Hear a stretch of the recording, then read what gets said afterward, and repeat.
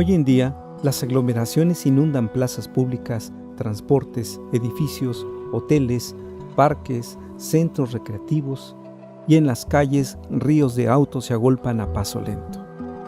Este avasallamiento es el signo de nuestros tiempos. El planeta alberga aproximadamente 7.300 millones de habitantes.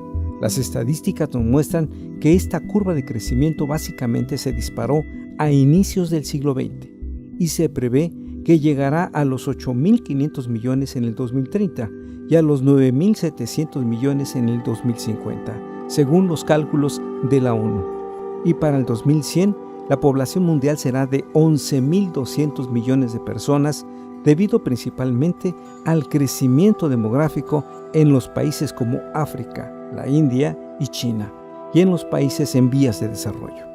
El director de población del Departamento de Asuntos Económicos y Sociales de la ONU, John Wilmoth, ha dicho que la concentración del crecimiento de la población en los países más pobres representa su propio conjunto de desafíos, haciendo más difícil erradicar la pobreza y la desigualdad, combatir el hambre y la malnutrición y ampliar el acceso a la educación y los sistemas de salud.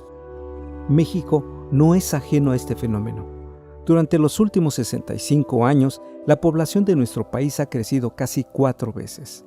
En 1950 había 25.8 millones de personas.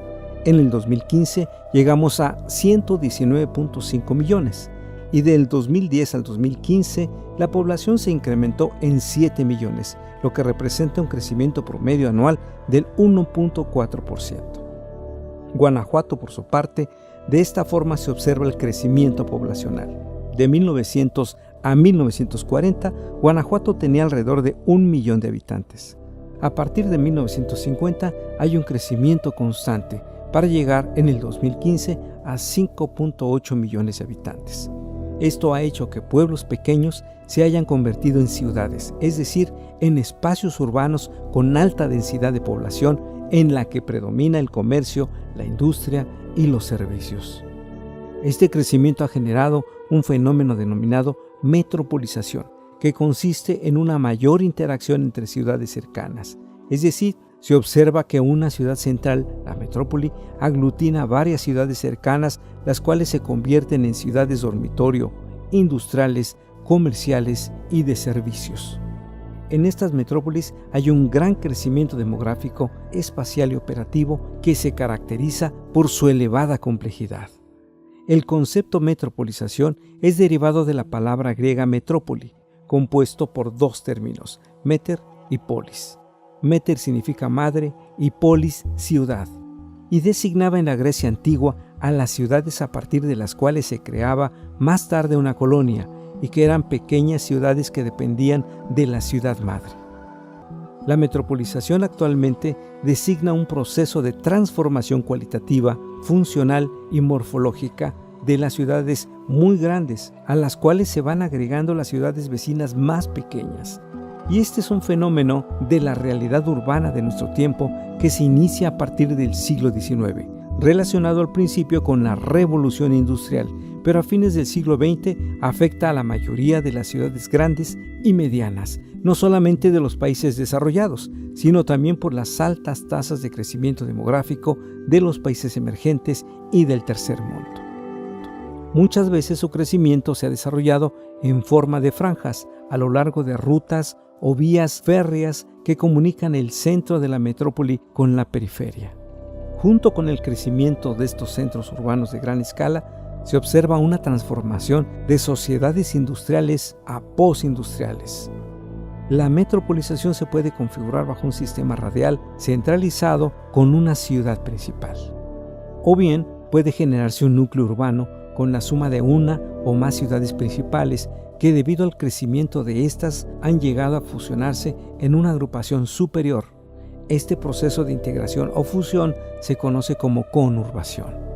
En algunos casos de este segundo modelo, la extensión física y la población son enormes y forman espacios urbanos de decenas de millones de habitantes que agrupan ciudades ya de por sí grandes y con ello conforman una megalópolis, como es el caso de la fusión que se está dando entre la Ciudad de México con ciudades como Puebla, Cuernavaca, Hidalgo y Toluca. El fenómeno de la metropolización conlleva una serie de problemas cuando entre las ciudades contiguas no hay armonía ni correlación. Por ello, es importante el reconocimiento de los gobiernos federal y estatales de que una cierta área está experimentando una metropolización. Y es importante el análisis de los temas y situaciones comunes para abordarlos de manera conjunta, a fin de crear planes, estrategias, acuerdos y políticas de gobierno que permitan coordinarlos en conjunto, de modo que sinérgicamente se aprovechen las fortalezas de cada ciudad dentro del área metropolitana. En México, desde 1940, ya existían zonas metropolitanas, pero las distintas reformas económicas, políticas, constitucionales asociadas a las facultades de los municipios en la regulación del suelo ignoraron la tendencia hacia la metropolización de varios centros urbanos que habrían de acelerarse y consolidarse en las décadas siguientes. En el año 2005 se estableció la primera definición de zonas urbanas realizando ejercicios de delimitación territorial. Pero es hasta el 2010 que se delimitan las zonas metropolitanas en la cartografía geoestadística y en los programas publicados de ordenación y desarrollo urbano de zonas conurbadas y zonas metropolitanas correspondientes. En este ejercicio se identificaron 59 zonas metropolitanas integradas por 367 municipios, de los cuales 263 eran municipios centrales y 104 exteriores.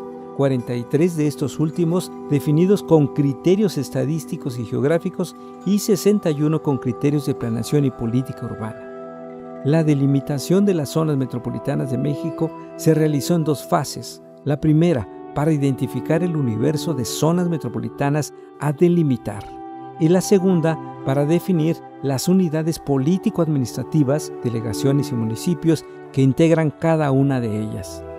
Tomando como punto de partida las 56 zonas metropolitanas definidas en el 2005 y con el análisis del marco geoestadístico nacional y los resultados por localidad del Censo de Población y Vivienda 2010, se identificaron las conurbaciones y ciudades mayores a 50,000 habitantes que conformarían las ciudades centrales que dan origen a las zonas metropolitanas. Con este procedimiento se identificó un total de 59 ciudades centrales clasificadas en 4 grupos. Primero, 46 ciudades cuyas localidades constituyen conurbaciones entre 2 o más municipios.